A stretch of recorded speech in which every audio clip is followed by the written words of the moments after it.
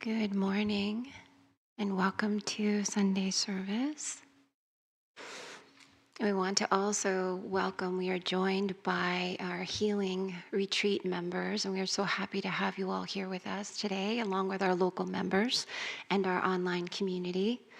So welcome.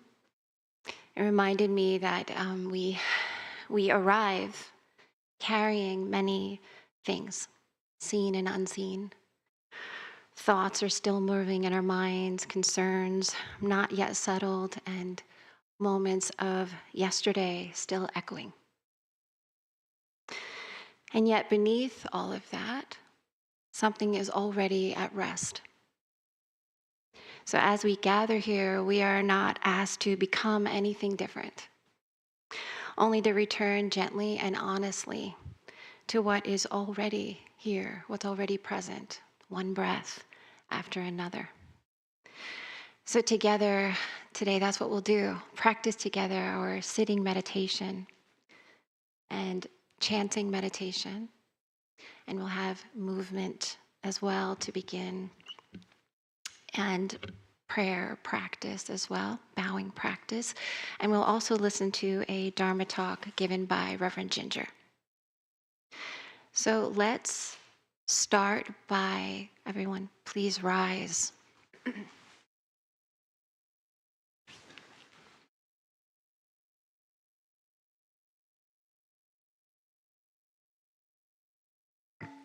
And we begin by making 4 bows to our one circle image,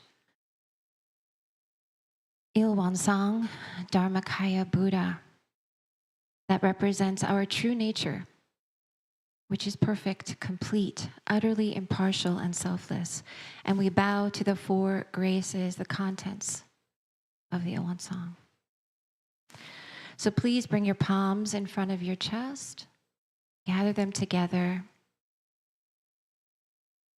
Take a moment to ground in your feet. And we make 4 bows. We bow in gratitude to the grace of heaven and earth, honoring the infinite beneficence of nature and the universe.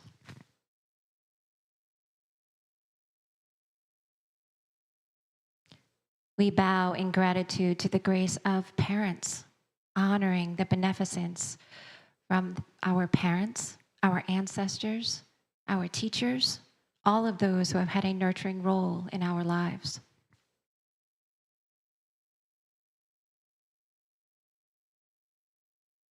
We bow in gratitude to the grace of fellow beings, honoring and recognizing the truth of interconnectedness.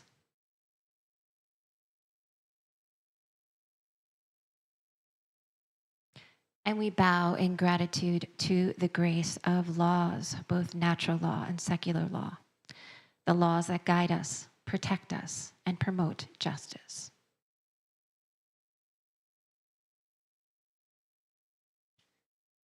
So please take a moment to bow to your neighbor Buddhas with your beautiful smiles and open hearts.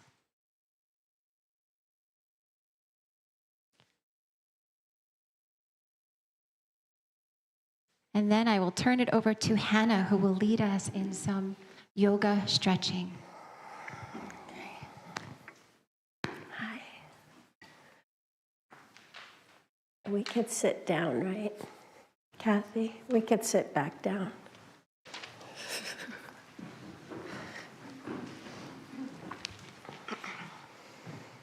Oh, good.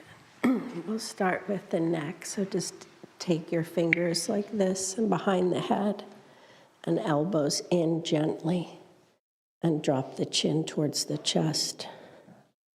Relax your eyes. Breathe into the back of the lungs. Breathe into the back of the heart. Fill your body up. Fill it. Feel it expand on the inhale. And release tension on the exhale. Slide your hands towards the top of the head a little bit more, drawing the chin in closer to the chest. Stretching the back of the neck. Inhale the elbows up and open and lay your head back in the hammock of your hands. Lift the chin a little bit. Squeeze the middle of the back together. And exhale, come center. Inhale, open the right elbow. Lift the chest a little and squeeze the arm back more. Exhale, center. Inhale, open the left. Lift the chest, lean back a little bit more and pull open the elbow. And exhale, center. Inhale, both elbows open. Squeeze the middle of the back, lift the chin. And exhale. Good. Take the hands back behind you and shrug your shoulders. So you'll lean back and shrug your shoulders and squeeze the back of the head onto the shoulders. So the shoulders are really up high around the ears, and you squeeze in that way and back and around. And then release, pull the shoulders back, exhale them down. Inhale, shoulders up. Exhale down, rounding the shoulders. Inhale up, exhale down. Good, and turn your head to the right. Keep your shoulders relaxed and keep turning the head. Turn the eyes. Turn the head a little more. And exhale back to center. Turn your head over the left shoulder. Keep turning. Twist the head a little more. Turn your eyes too. Use your eye muscles. And exhale back to center. We'll work down the shoulders a little. So right arm over left. And the back of the hands come towards each other. The thumbs stay towards the face. If you can cross twice, you can cross twice. Otherwise, this is fine. Elbows up high, hands away from the face. Keep the neck nice and soft. And as you keep the elbows up, press your shoulders down as hard as you can. Keep your neck soft. Move the elbows to the right and to the left and center. And elbows into the body and round the shoulders up towards your ears. Sway the body to the left. Stretching under the right shoulder. And sway your body to the right. Sway under the left, stretch under the left shoulder. And then center one more time. Stretch the lower back. And then rise up. Take the hands behind the back, interlace your fingers, pull the arms back and lift your chin and try to stretch the chest and the throat and release. And we'll do the other side. Left arm on top, back of the hands towards each other, so try not to twist the hands, back of the hands towards each other, elbows up high, hands away from the face, soft neck, and then press the shoulders down as hard as you can. Press the shoulders down. Move to the left, move to the right. Elbows into the body, round the back. Breathe under the shoulder blades, and here you can sway the body to the left and to the right. And center, and then walk your hands out in front of you, stretching the back. And then walk your hands over to the right. Stay down low, walk them over to the right, and stretch your left arm out as far as you can. Reach with the left arm. I try to keep my head up because we have our head dropped all day. Press the left hip down. And then the other way. keeping the chest open and the heart open, and then reaching as far as you can with the right hand, pressing the right hip down. And then center and up. And we'll take a side stretch so the left hand comes down, the right arm comes up. And reach to the side. Try not to drop your head over like that. Keep your head on straight. No matter how far you go to the side, the head stays straight on the spine. Relax the left shoulder. Root the right hip down and open the side of the right ribs. Breathe into the side of the lung. Inhale. Exhale. Inhale. Exhale, reach. One more. Inhale. Exhale, reach. And inhale up nice and strong. Left arm comes on. The neck is relaxed. It stays straight up on the head. As you reach to the side, press the left hip down. Open the side of the ribs. Inhale. Exhale. Inhale. Exhale. Inhale. Exhale. And up. And then we'll take a twist over to the right. And 4 breaths here. Inhale. Lift the top of the head. Exhale, twist. Inhale. Exhale, twist. Inhale. Exhale, twist. Inhale. Exhale, twist. And the other way. This is massaging the internal organs. Inhale, lengthen the spine. Exhale, twist. Moving your breath with your body and developing a good mind-body connection. Inhale, exhale, twist. Inhale, exhale, twist. And back to center. We'll take a low twist, so over the right knee. And then over to the left side. Good. Let's stretch out the legs in front of you. And then you could lean back on your hands again and bend your knees, and your feet are kind of wide. And you could drop the right knee in. And then you decide if you want to go way down here or just let it hang or bounce it a little. And then the right knee comes up and the left knee drops in. Use your breath. Keep your face relaxed. You might want to go fast. You might want to go slow. So see what feels good for your hips. This way and that way. Good. And then sit up and we'll drop the knees all the way over to the right. And we'll take a tall twist here. And then you could come down onto your forearms. You go down onto your forearms, yep. And you could walk the hands back towards your left foot behind you, or just stay still and let the body weight and gravity do the work, twisting the hips and waist. And then we'll come back center. And knees up, knees together, knees open.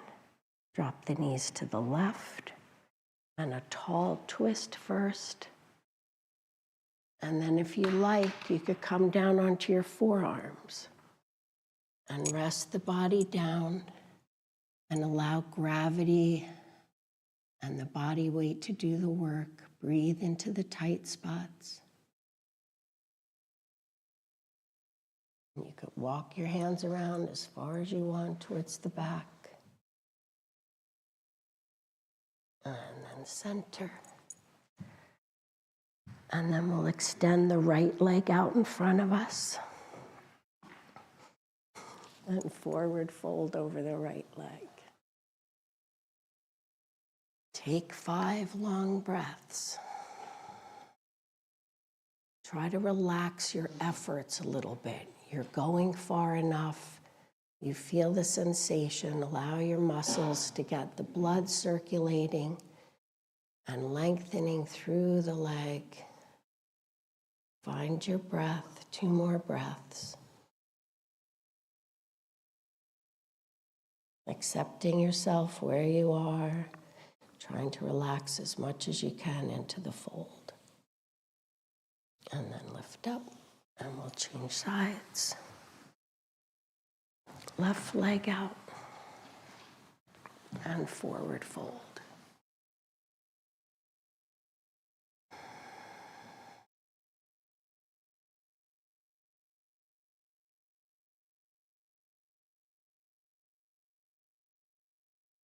Two more breaths. Self-acceptance, letting go, strengthening and toning the body. And then inhale up. Bring the left foot to the right foot so the soles of the feet are together. And we'll just open up a little bit like this. And then stretch out both legs, forward fold over both legs. Stretch the back, bend the knees if you need to. And always building a positive mind-body connection. And inhale, lift up. We'll bend the knees and wrap the arms around the shins or the knees and lift the back up nice and tall. Up and push the chest and the thighs towards each other. Good. And then fold the legs. And close the eyes for a moment. And feel the energy you created in your body. Try to let go of all blockages and just take one moment to relax as much as you can and let the energy and the blood flow through the body unblocked.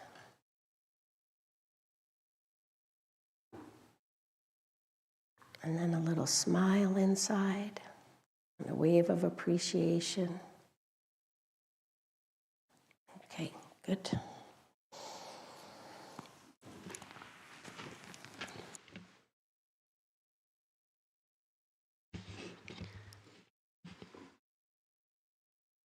You can stay right in the position you're in, settling into the body, and Patty will lead us in the method of seated meditation.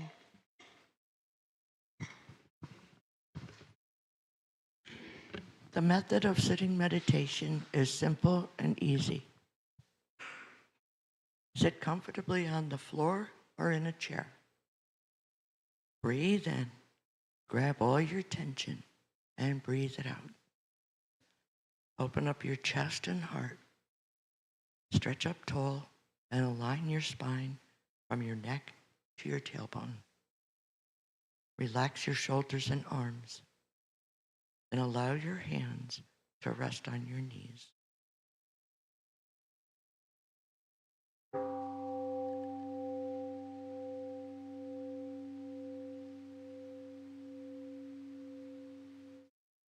Bring your attention to your breath. As you exhale, release all mental and physical tension. Invite your attention to abide in your chi energy field, which is called danjan. This is located about 2 inches below your navel and is the power center for your breathing.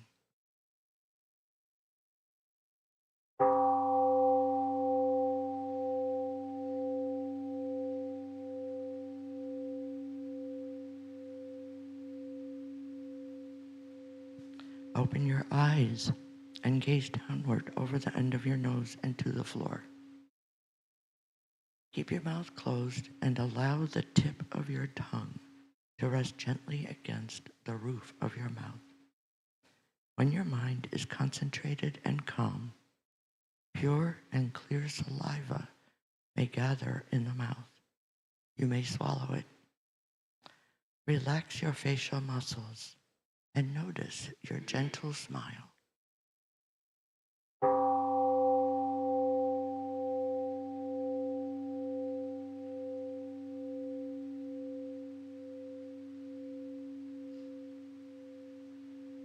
If your face or body begins to itch, do not scratch.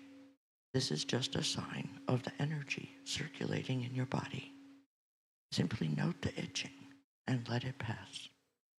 If your legs ache unbearably, you may change position very slowly and quietly so that you maintain a calm stillness and do not interrupt others.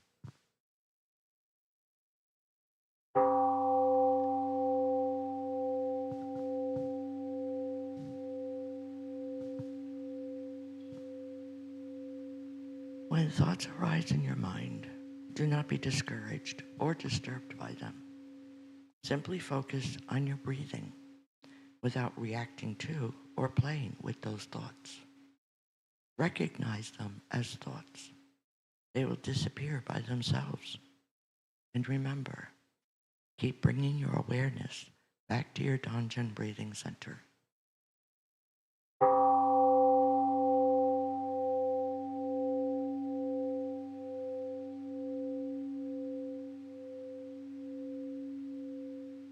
If you continue practicing meditation for a long period of time, you will rest in the realm of samadhi, deep meditation, in which the mind is calm, concentrated, perfectly focused, and at peace, with no discrimination between self and others, time and place.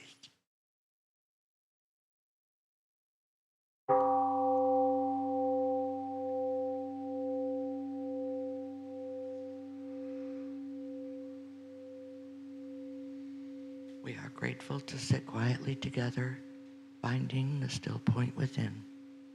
May we be here now, aware of our ever calm and alert spirit.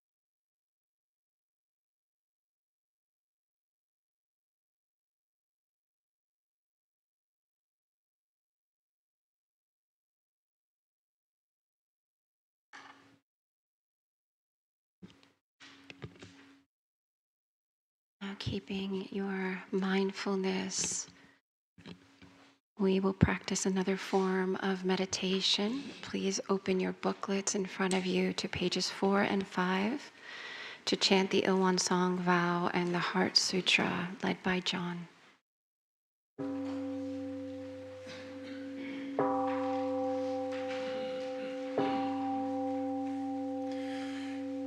Ilwan Song vow.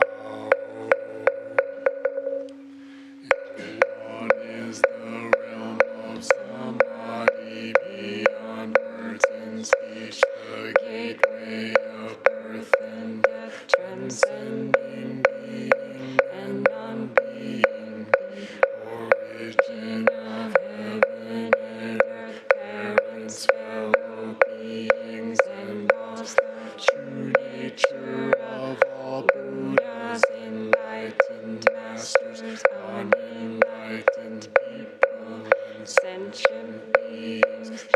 One manifests as both permanence and impermanence, viewed as permanence.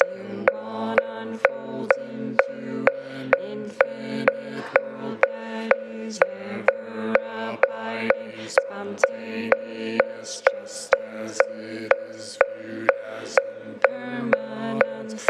One unfolds into infinite worlds through the cycle of formation, duration, decay, and extinction of the universe, and the birth, aging, illness, and death of all beings.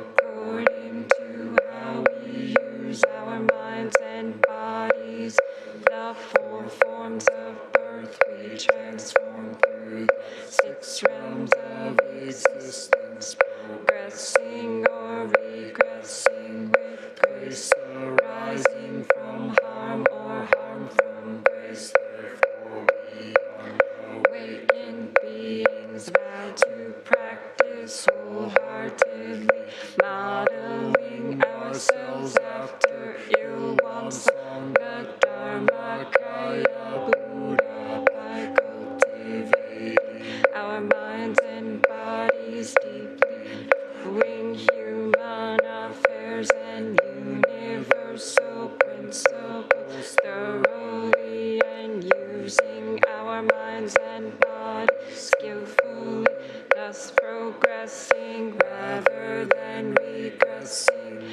receiving grace rather than harm, until we attain great empowerment of Ilwan and become one with the nature of Ilwan. Heart Sutra.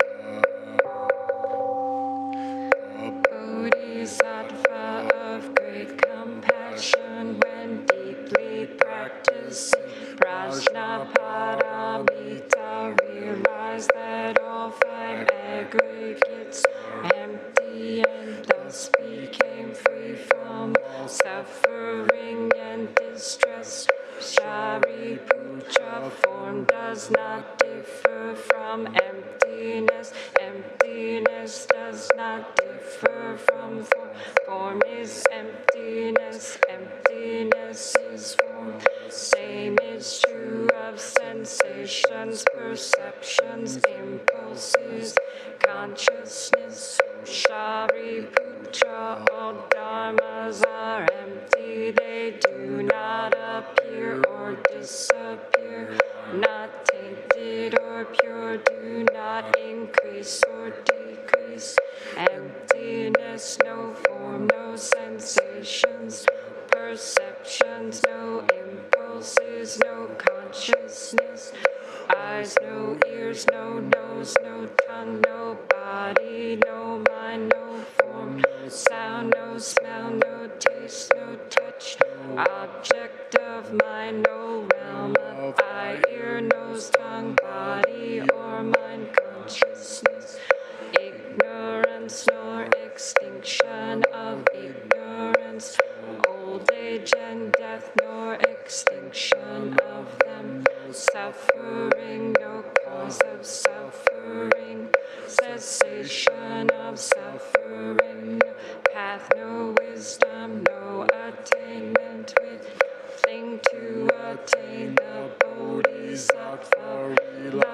on Prajnaparamita. Therefore the mind has no hindrance. Without any hindrance, no fears exist. From delusion one dwells in nirvana. Buddhas of the past, present, and future rely on Prajnaparamita and attain supreme enlightenment. For know that Prajnaparamita is the great mantra, the great enlightening mantra, unsurpassed and unequaled mantra, able to eliminate all suffering. This is true, not false. Proclaim the Prajnaparamita mantra, which is gone beyond, far beyond, now awakened. Gate, gate, para gate, para samgate, bodhisvaha. Gate, gate, para gate, para samgate, bodhisvaha. Gate, gate, para gate, para samgate, bodhisvaha.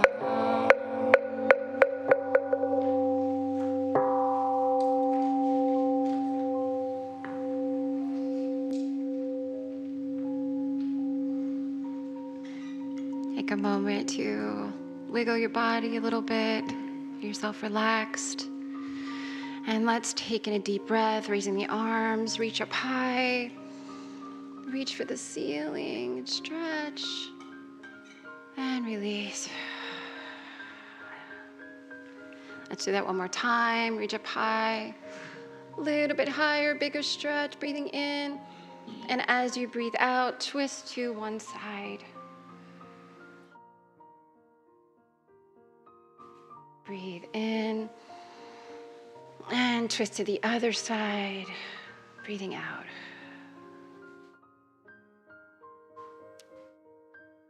Come back to center. Let's just roll the shoulders back for a moment. And forward. And roll the neck in one direction and the opposite direction.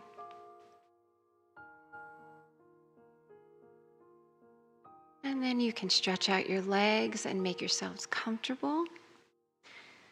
Today we will have a Dharma talk given by Reverend Ginger, and the title of her talk is Stand on Your Own, Cultivating Self-Power. Please bring your palms together to welcome Reverend Ginger. Good morning. It's good to be with you this morning. One day last year, I noticed the clock in one of our cars needed to be reset. It didn't seem intuitive to fix.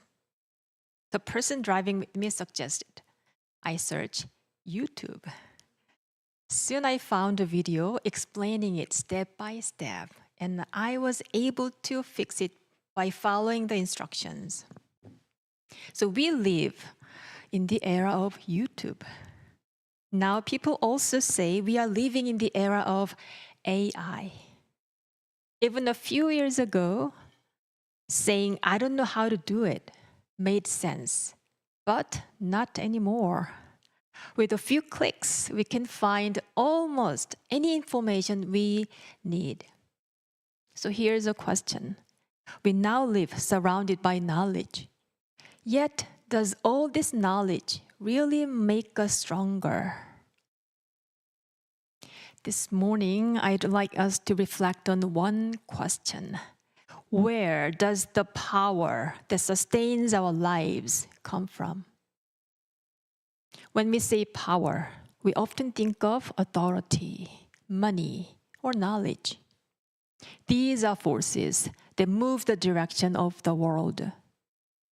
But One Buddhism speaks of a different kind of power, the power of the individual rooted in fundamental yet practical source that can contribute to realizing equality in the world. Master Sotaesan, the founding teacher of Won Buddhism, called this self-power. He also showed how to cultivate self-power. It is not something extraordinary. Anyone can practice it in everyday life. It begins by noticing the areas of dependency in our lives and transforming them into self-reliance. In the canon, self-power is described as follows.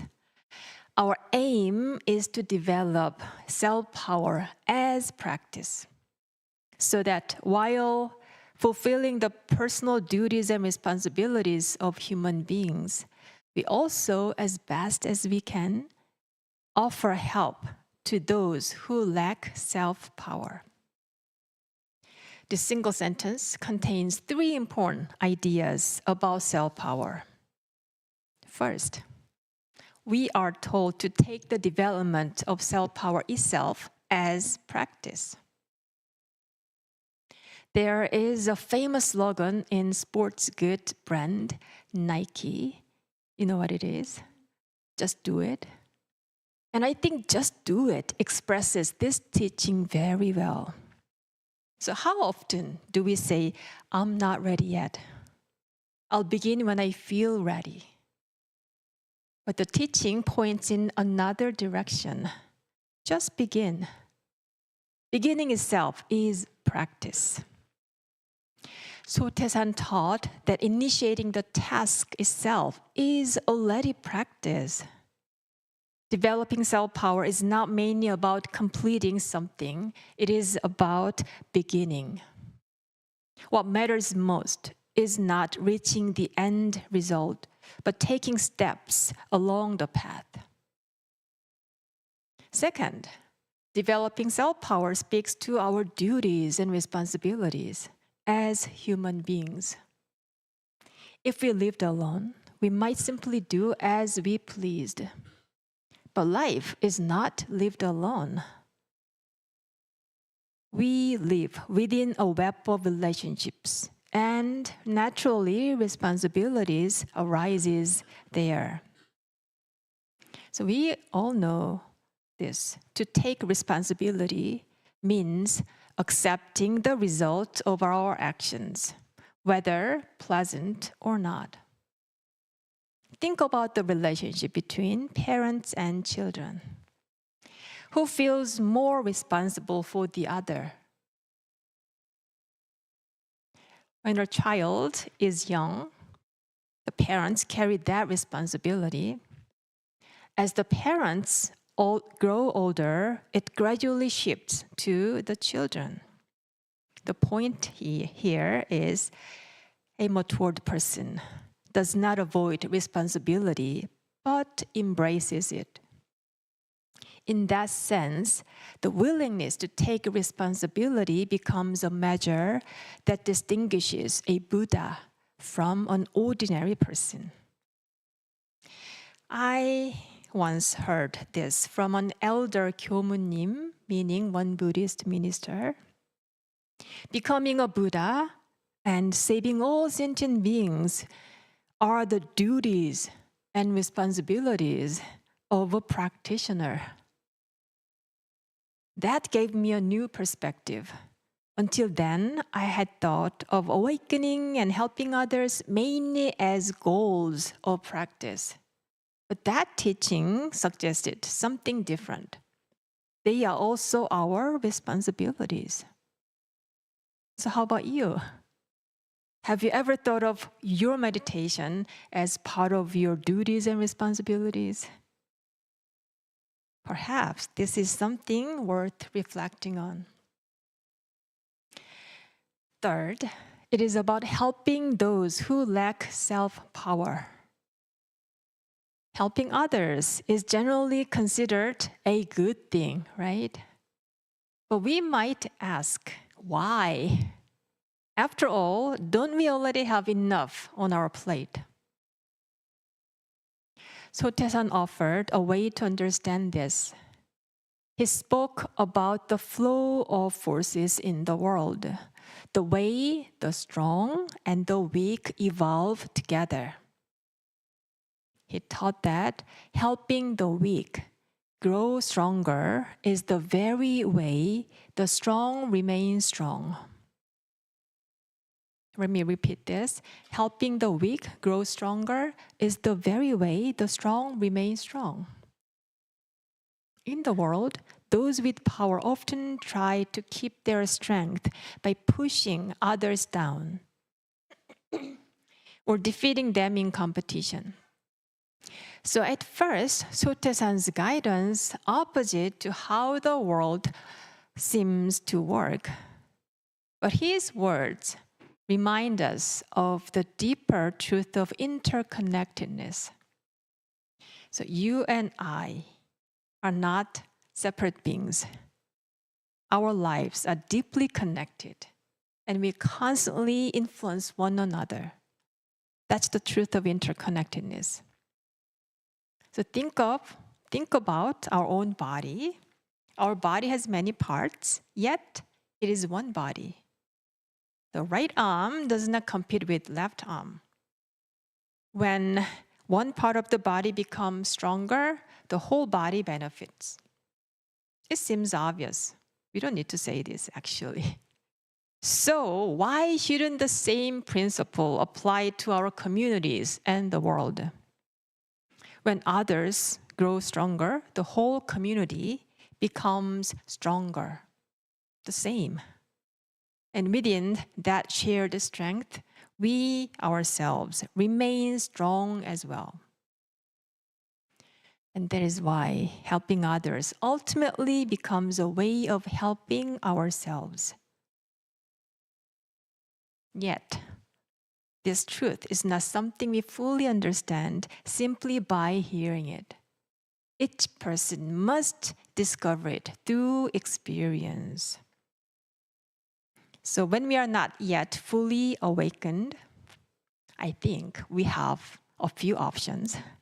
One is to postpone practicing this teaching altogether until we understand it for ourselves. Or one is to give it a try and begin practicing it. So which option would you like to try? Self-power is not developed simply by making up one's mind.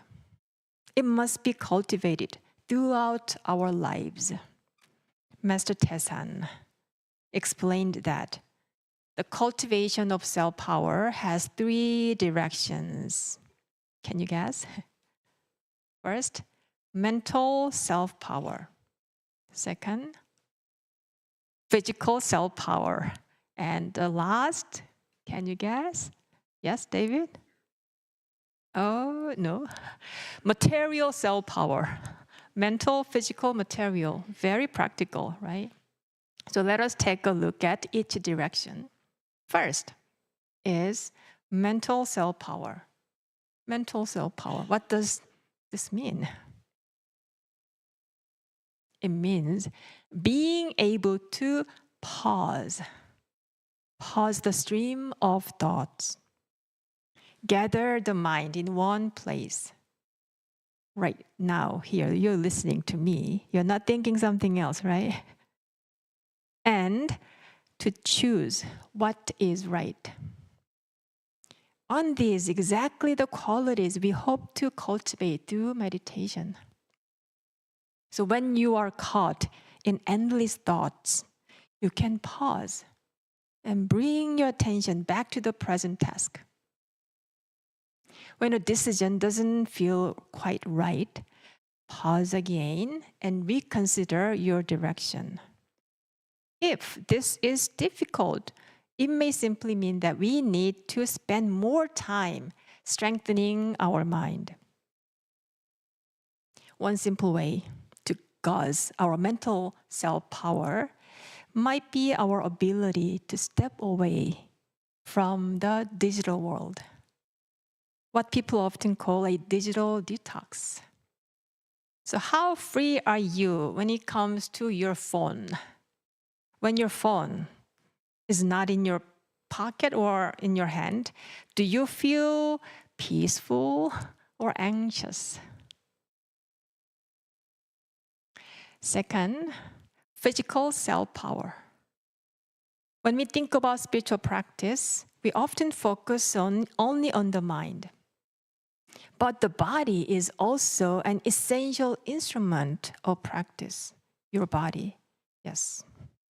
In simple terms, physical cell power means using our own body to sustain our life. Very simple.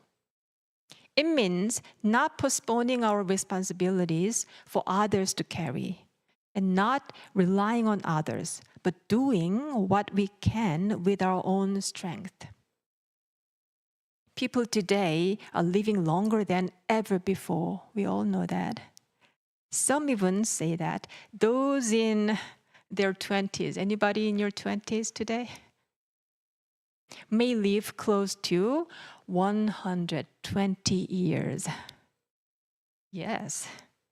But living longer can feel daunting rather than a blessing if we cannot sustain our lives with physical cell power. So an important question becomes, how long can we remain healthy? Today, people often call this health span. As we grow older, we may not have the same strength that we had in our 20s, yet we can still maintain the spirit of staying mobile and independent. In that sense, physical cell power is not only about maintaining our health. It shapes the overall quality of our lives. So how important it is. The third is material cell power. Our daily lives are supported by material resources. So it is true that money can make our life comfortable. But material cell power does not simply mean earning a lot of money. It means having the ability to sustain our life through our own means. So one of my favorite writers once said that he had to write in order to make ends meet. Not because he wants to be a great writer or something. He had to live. In his words, I heard a sense of weight and sincerity, the responsibility of sustaining one's life as an adult. In that sense, material cell power points to self-sufficiency in one's livelihood. I've tried to apply this teaching in my own life as a one Buddhist minister, 교무님, who does not earn a conventional income aside from a stipend. At times, I found myself relying on my parents and my brother, especially in financial matters. And in many situations, I took that support for granted. But over time, my perspective began to change. Now, I no longer hold that attitude. And it is not about the amount of money, but about the intention to take responsibility for my own life. And that intention has given me a deeper sense of self-respect and fuller happiness. So far, we have thought about cultivating self-power. So lastly, let's think about this. Who do you think possesses the most complete self-power? I'll say the Buddhas and sages. Having attained freedom of mind, they live with true reliance, true self-reliance, and a compassionate heart that benefits the world. In other words, they take full responsibility for their lives, and from that, compassion naturally extends to others. And I thought about this. Why does self-power lead to compassion? To understand this, let us look at the beginning of human life. Many animals can move almost immediately after birth. A calf, for example, can stand and walk within an hour. But human babies are very different. It takes about a year to take their first steps. In other words, human life begins in complete lack of self-power. We are here because someone protected us, cared for us, and helped us grow. Our lives were sustained by the care and responsibility of others. And this realization becomes the seed of compassion. And that is why Master Sotaesan pointed to a clear direction, helping those who lack self-power. And our self-power grows, so does our sense of responsibility, not only for our own lives, but for others as well. To cultivate self-power, to take responsibility for our own lives, and to support those who are weaker, this is the way of life aligned with the truth. So today, we have reflected on the question of power.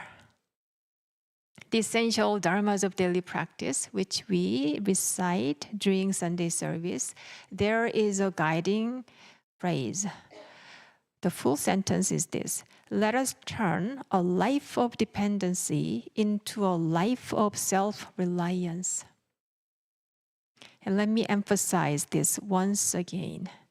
Self-power begins the moment we take responsibility for our own lives.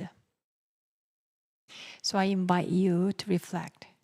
In what areas of my life am I still living dependently? In what way am I relying on others more than necessary? To engage in this practice, perhaps we can begin with one small step today. Sit quietly for 10 minutes. If you already practice, try practicing at the most challenging time of your day. Take care of your body. You likely already know where attention is needed. So begin with a few simple exercises. Try doing something yourself that you would normally ask others to do. And take a moment to review your income and expenses. Through these small steps, we begin to take responsibility for our own lives. And that is how a life of self-power begins. Thank you for listening.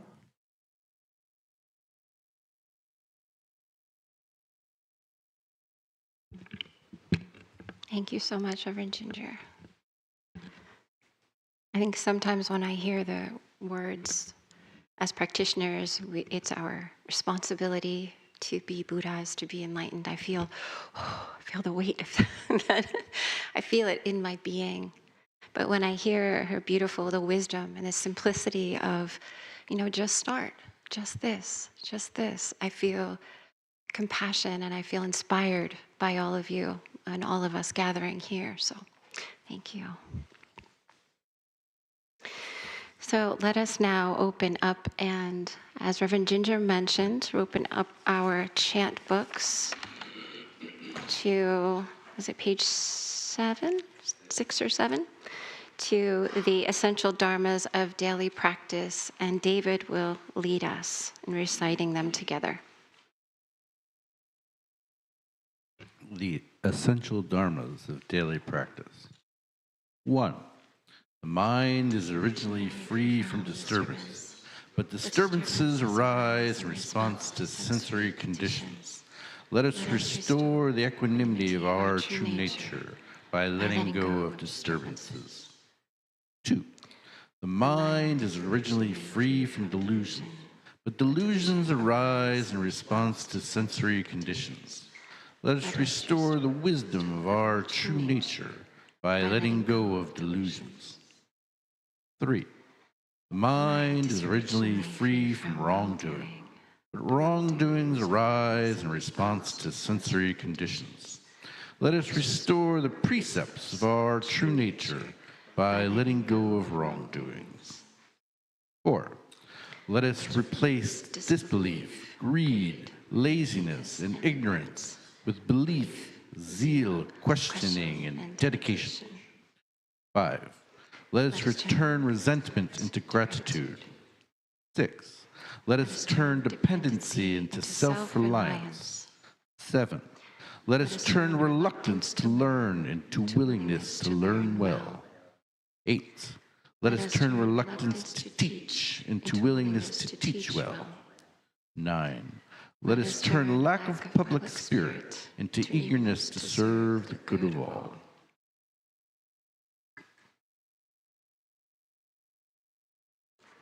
So I have a few announcements to make.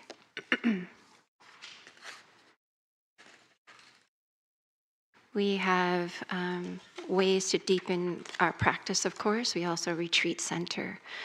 So we have one retreat that's coming up April 9th through the 12th, and there's a few spots open. And this is for people age 50 and over, and it's called Living Our Best Now. So this really good retreat coming up if you're interested. And the flyer is in the foyer. There's another retreat in May, the Power of Simplicity Silent Meditation Retreat, and this is May 22nd through the 25th, so you can see both of these flyers online as well. We also have one of our practitioners is going to be, Maureen, is going to be giving a sound bath, and some of us will be attending, and you are welcome and encouraged to attend. It's on Sunday, on March 29th from 4 to 5:30. So this is not here, but this is at the Rivertide Center in Catskill. And the flyer's outside as well. And let's see. So for those of us who are in the Kyohadan, there's a Kyohadan meeting next Sunday, just a reminder. And I have one. Oh, wait, I want to forget this. So Reverend Yu worked very hard, along with many practitioners, to edit these books. This is a newer version of the Discourses of Master Sotasan, so there's some extra stories of Master Sotasan in here, and there's some new and improved edits. So this is a labor of love and a huge effort, and so these are available for purchase in the bookstore, and all of the proceeds go right back into the community. So they are available. And lastly, someone's coming to visit us. Lastly, we have one last humble request. We need one or two angels. If you have an hour and a half of your time today, you can join us for lunch. And then we need, we clean up after retreat. So we need a bed making buddy for Reverend Ginger.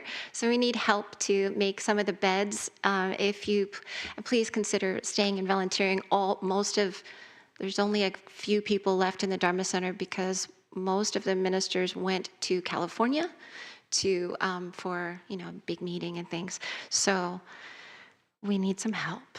If one or two people could stay around and help out, that would be very much appreciated. And so we are going to end today with the morning prayer song. But first, before we do that, I want to gather our energy for, we have our Dharma practitioner, Patty, and her dear friend, Zoe, is really struggling and ill. So let us take a moment in silence, bring our palms together. And even if many of us do not know Zoe personally, but if we gather our energy together and share our loving, healing practice by just saying her name in our minds and hearts.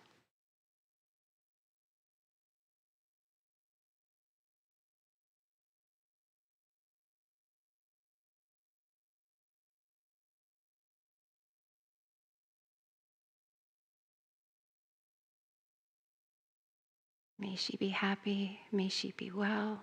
May she be free of suffering. Thank you. To end our practice today, please open up your chant books to page 9, I think. 9.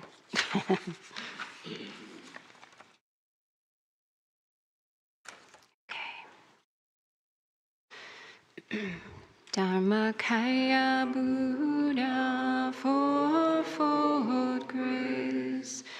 I begin a new day in your presence.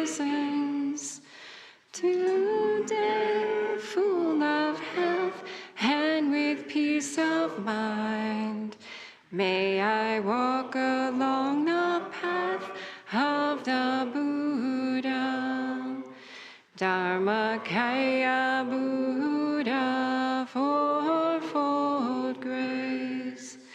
I begin a new day with your grace. Today, gratefully and with gentle words, may I live in harmony with all those I meet. Dharma Kaya Buddha, fourfold grace. I begin a new day with compassion. Today, making the world a more loving place. May I do all that I can for one world. Thank you for your practice today. Thank you to our online friends, and thank you to our healing retreat people for joining us. Have a wonderful week, and we will see you next Sunday.